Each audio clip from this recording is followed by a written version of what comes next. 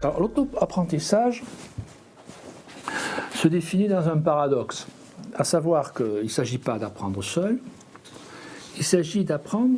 avec les autres en développant un projet d'apprentissage. La notion d'auto-apprentissage se situe d'une part entre un idéal d'autodidaxie, apprendre tout seul, par soi-même,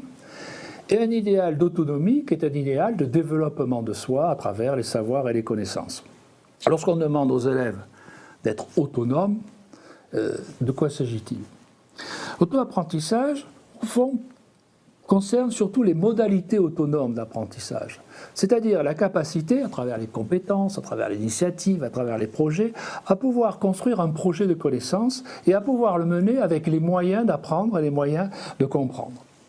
Donc, auto-apprendre, c'est être capable de s'instruire, d'assurer son propre développement, son propre projet, en adaptation avec un environnement dont on est en fait interdépendant. Assez paradoxalement, l'auto-apprentissage, c'est être capable d'être acteur dans un système d'interdépendance, les réseaux, les savoirs, les groupes sociaux,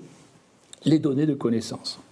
Donc il faut plus concevoir l'auto-apprentissage comme un processus d'intégration de l'individu à un collectif culturel, de connaissances sociales, un processus d'interaction avec les autres, avec un système, avec les ressources d'un système d'information,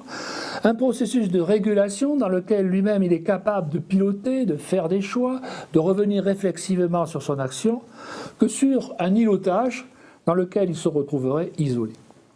Alors, ce principe d'auto-apprentissage, je disais paradoxal, parce qu'il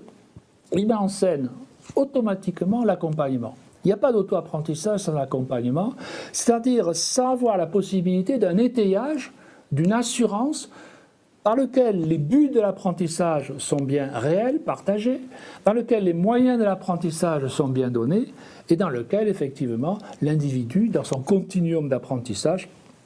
est assuré d'arriver et de comprendre ce qu'il peut comprendre et apprendre. Voilà,